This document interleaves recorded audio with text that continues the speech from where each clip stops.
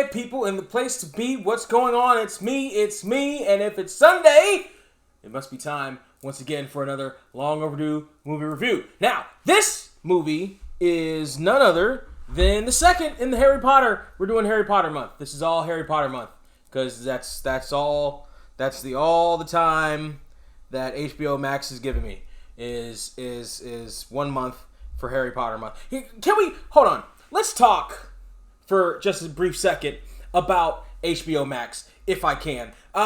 They have decided, as I'm recording this, that somebody decided they needed to justify their job. So they decided they were going to update HBO Max, and it's going to get a brand new update. Well, they fucked it up. The UI on HBO Max is atrocious now. It went from top tier, best streaming service, to almost Peacock levels of absurdity and terribleness when it comes to the audacious request to rewind 10 seconds. My VCR used to do that in 89. You can't do that now, HBO Max?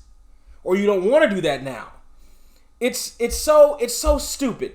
You know, I hate, and you know what? There must have been something in the air because Facebook's on the online version of their Facebook, because I don't have the app because I float in and out of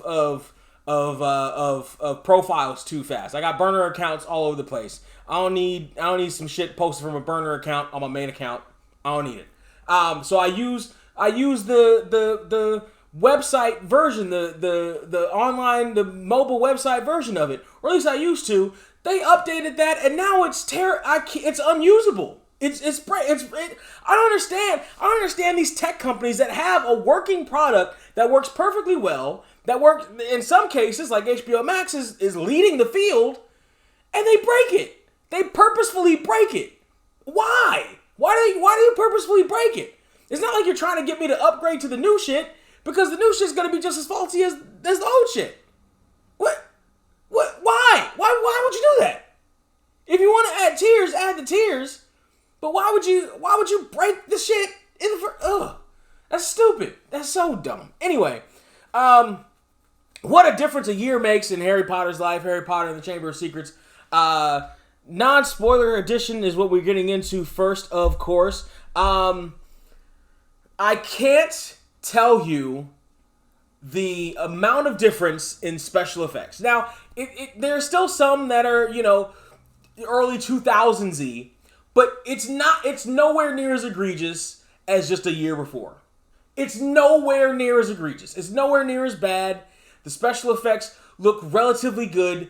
You can get away with the 2000-ish thing for some of the effects, because, how are you going to have a giant snake, or a giant puppy, or a giant thingamabob, right? In a monster, goblin, whatever, in this world, right? Do some of the things that these goblins, monsters, Quidditch matches, or whatever do. The Quidditch match. So there, of course, there's a Quidditch match. Not that much of a spoiler. Much better than last year's. So just the difference in special effects, much better. All right, that's the non-spoiler section, and I pretty much did some spoilers, but not really. They weren't major. You're fine, and it's 20 years old. You're fine. I'm gonna dip. I'm gonna take a sip before we dip into spoiler territory. I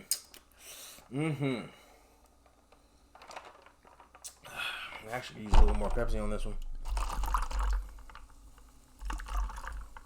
And I'm gonna drink it. It's Pepsi. I'm gonna drink it like this. Cocktailius Makemus. Alright, maybe this thing does work. Alright.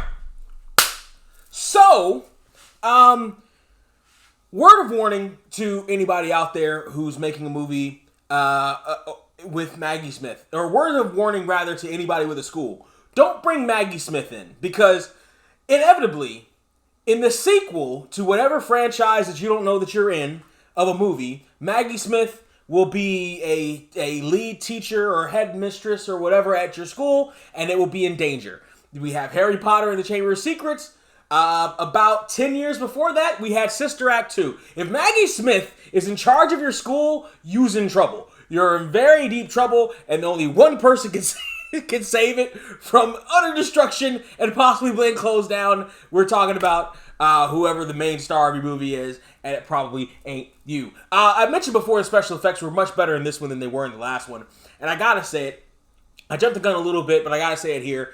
Obviously, some stuff, you can't have the giant snake chasing Harry Potter through the thing. It's hard. Like, how are you going to do that with a real snake or whatever the hell? You know what I mean? Like, some of that stuff isn't going to be practical, but it works better. The technology, and it's not even the technology. And I made this point the last time. It's never the technology. 10 years before, 15 years before, we've had other movies before this one came out with better special effects that still hold up to this day, still look better than a lot of special effects do to this day. It's not the time. It's the money they decided to spend on it. The first one made money. So now the special effects have gotten better in this movie, and you can see it. It's palpable how much better these special effects are, particularly with the spiders. If you have arachnophobia, you want to skip this effing movie because spiders are all over the place. And seemingly, originally, and of course spiders are always, seen as an evil presence, bad things happening, spiders, human nature, we're afraid of spiders. However, in this movie, at a certain point, not even the gang, because Hermione is sidelined fairly early in this one. We're talking, this is really Ron and Harry's movie. So Ron and Harry go to investigate some shit after some other shit go down. They go into the spider lair. They talk to the spider, and other spiders are surrounded, and seemingly the spiders are on the side of good. But really they're just on the side of Hagrid. And just because you're friends with Hagrid don't make you Hagrid. So they decide that they're going to come and chase the kids until the car that abandoned them about an hour earlier comes to save them. The main problem with this movie is the ex machinas all over the place. It's just ex machina everywhere, saving Harry Potter's bony little British ass all over the place. It's just ex machinas. Everybody's saving him.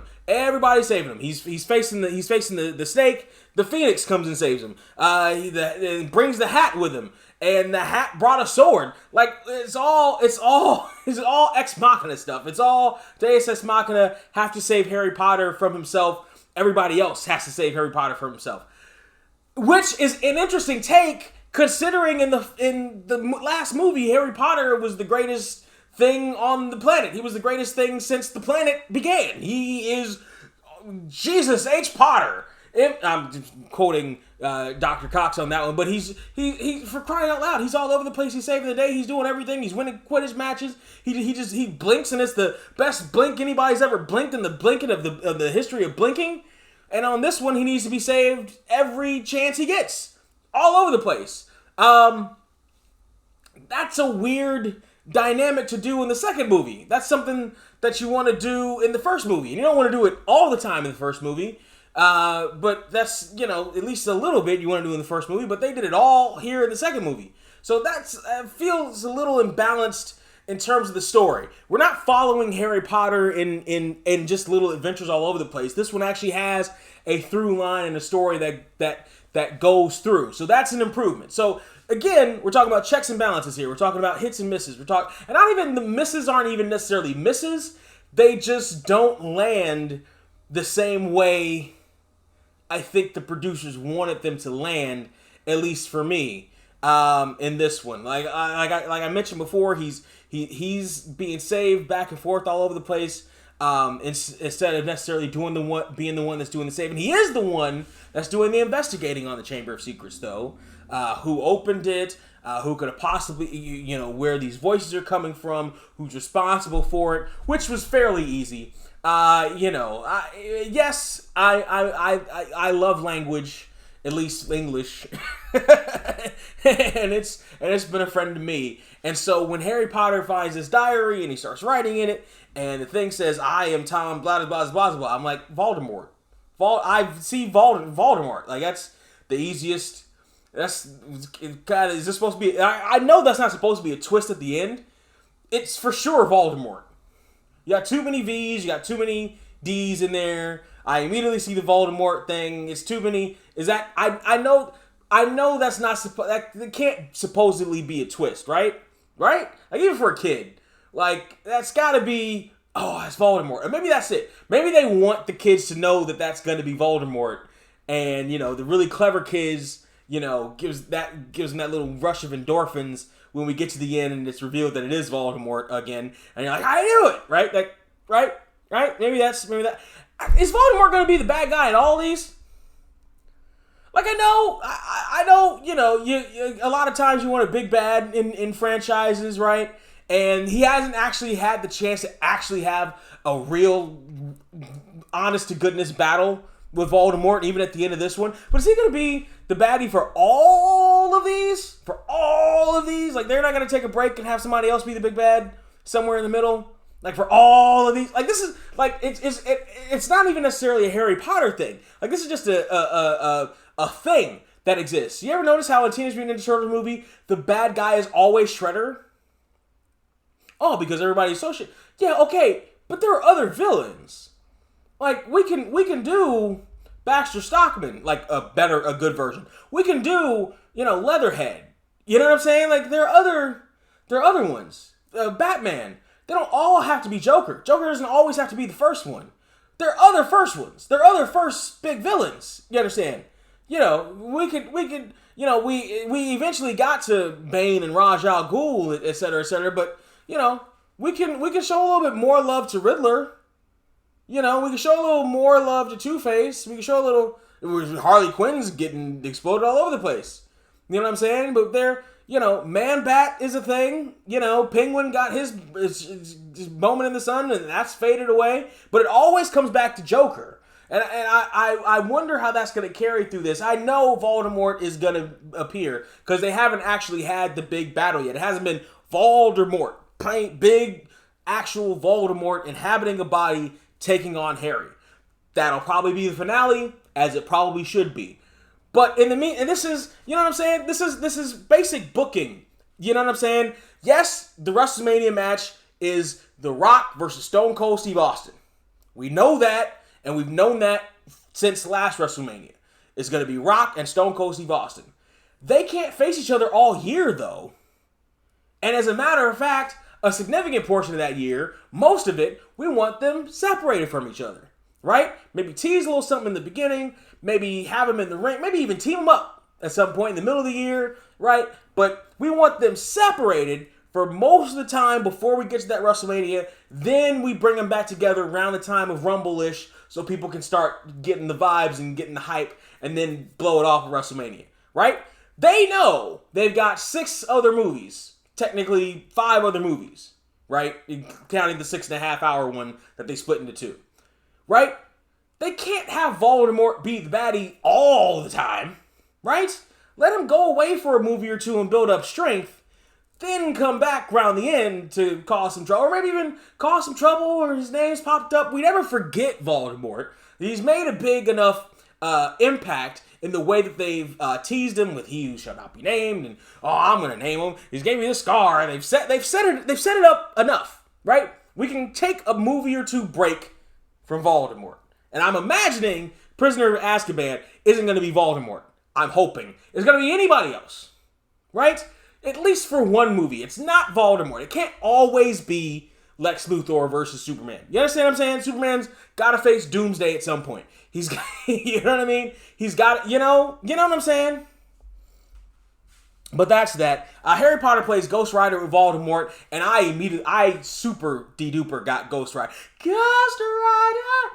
Word! With Voldemort in the journal thing, because he even did the Ghost Rider thing where he says what he's writing for the children that are watching, right? I know this is supposed to be a literary thing, supposed to get kids into reading. Ghost Rider did the exact same thing, right?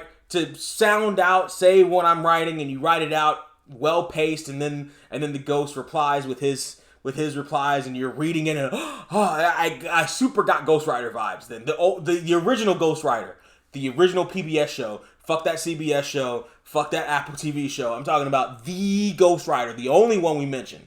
You gotta believe. Don't get me started on that Lenny Fraser shit. Ghost Rider. Anyway, he does that. I immediately know it's Voldemort. How could you not know it's Voldemort? Good characters, good side characters. The girl that was in the bathroom, nice addition to the cast there. Hermione took a huge hiatus. Again, I've never read the books. I don't know what happened. I don't know if it was just they were keeping track with the book or if Miss Watson had something else that she was filming at that time. I don't know what. But it was interesting to see that the Quidditch game looked so much better.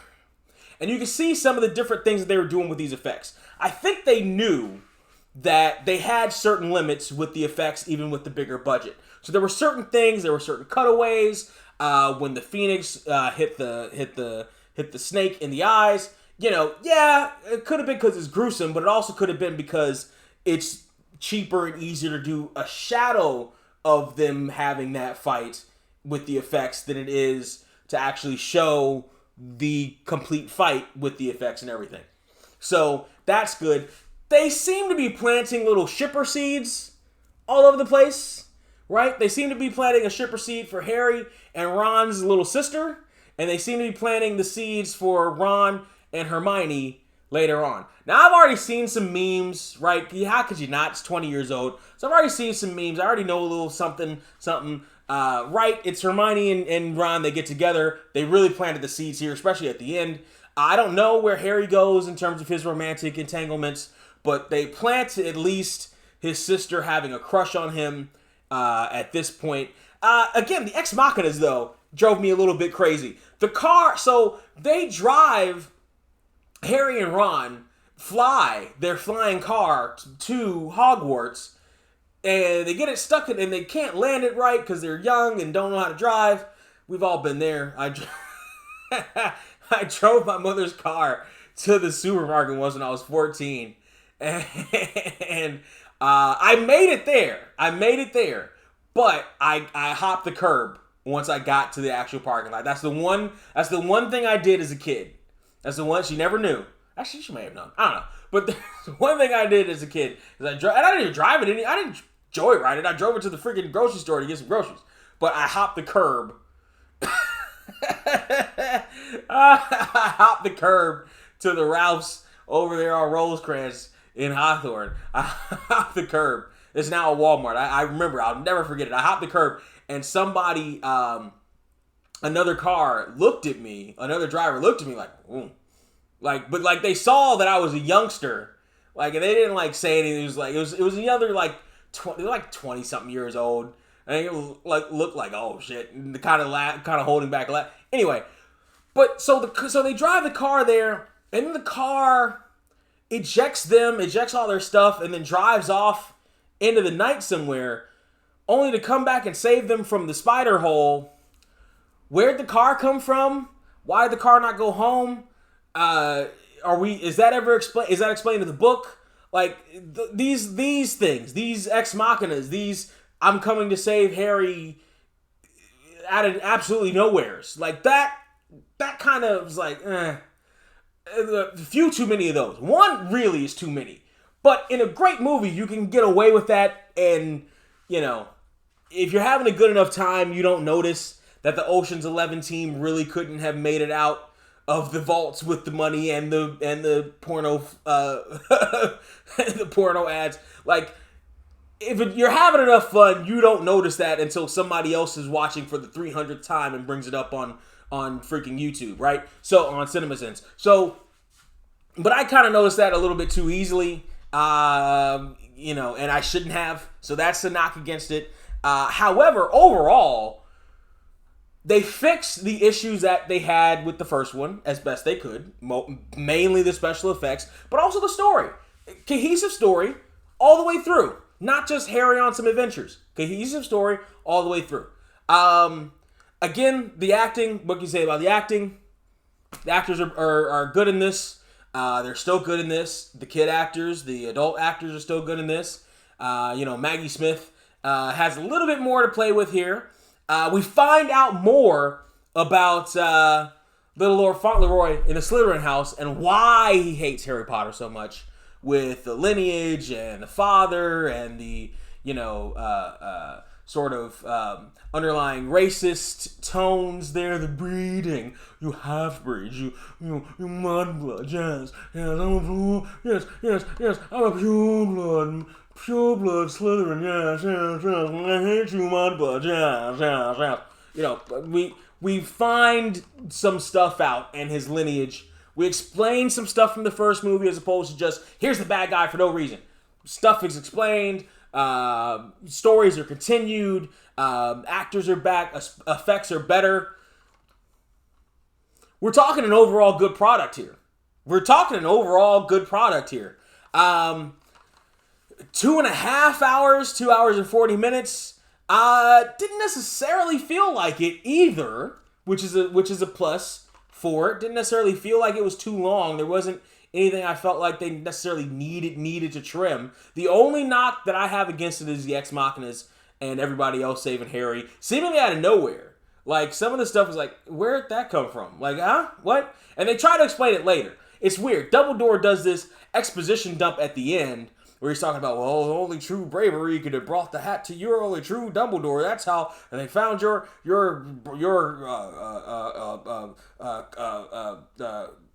what's the word? The freaking loyalty. Jeez. Take a sip for that one. Your loyalty to me is the only thing that could have brought the hat to you, Harry. You're the chosen one, Harry. That kind of stuff.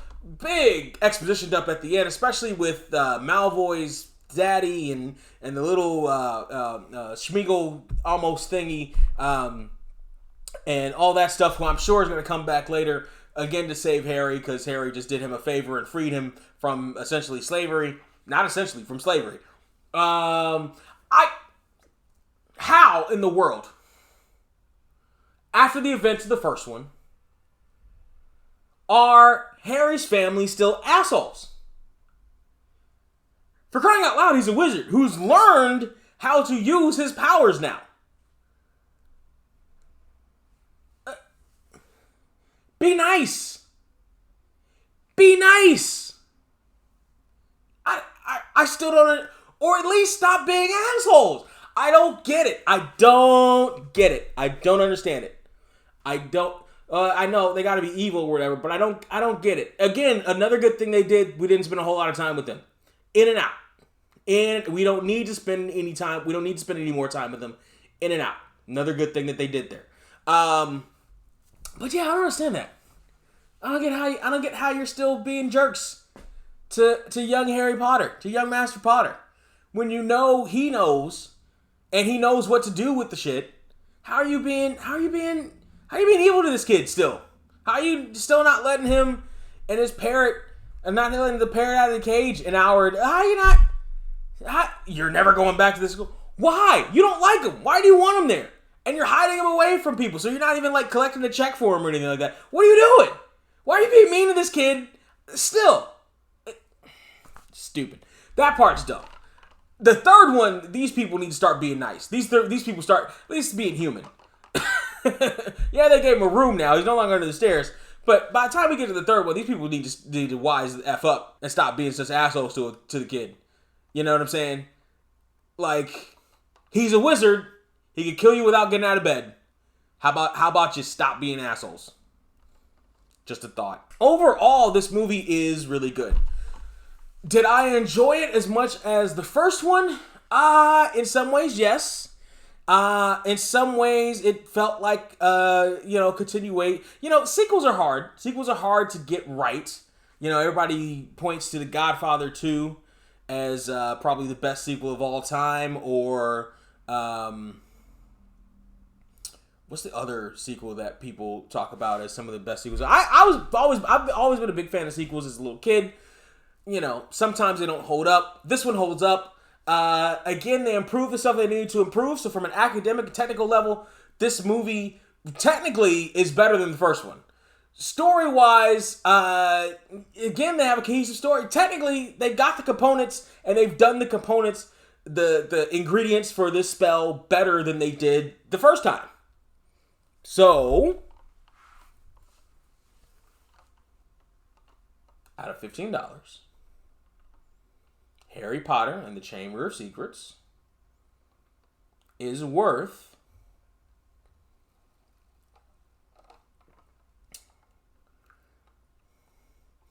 $13. I think they have room to possibly get to 15. I said it in the last one. They had the components to get to 15. They just didn't get there because of primarily the special effects. They fixed the special effects. The story, probably isn't the strongest story they could go with, but it's the second one, right? They got more to come.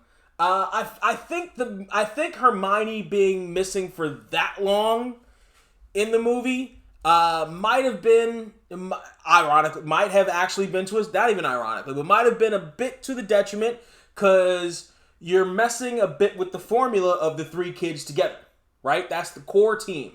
So you take one of the core team out, and it's hard to continue that rhythm. But we do get a deeper bond of friendship between Ron and Harry, and that's a good thing.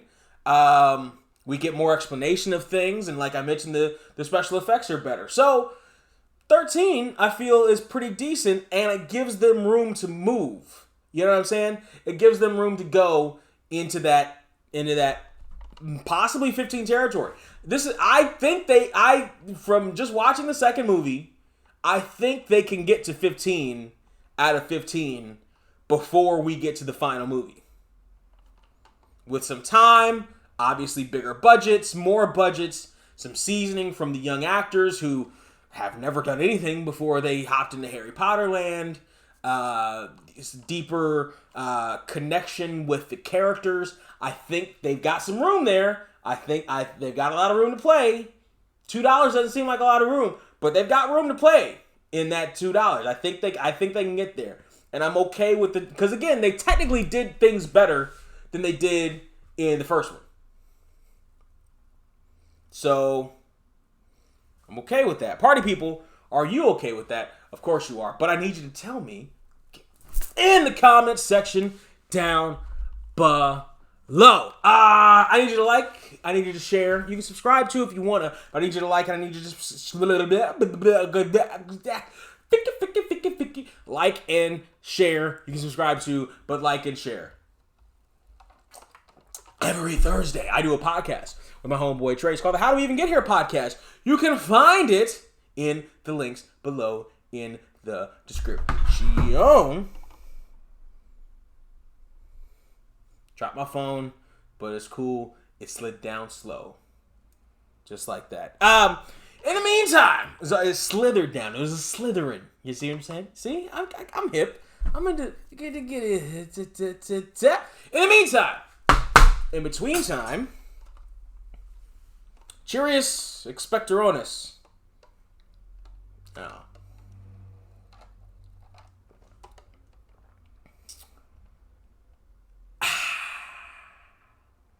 I'm a nice guy, I'm a nice place, with a nice smile on my nice face. Turn it back and I'm making sure my night's straight. And when you're out of town, I'll be making sure your wife's straight.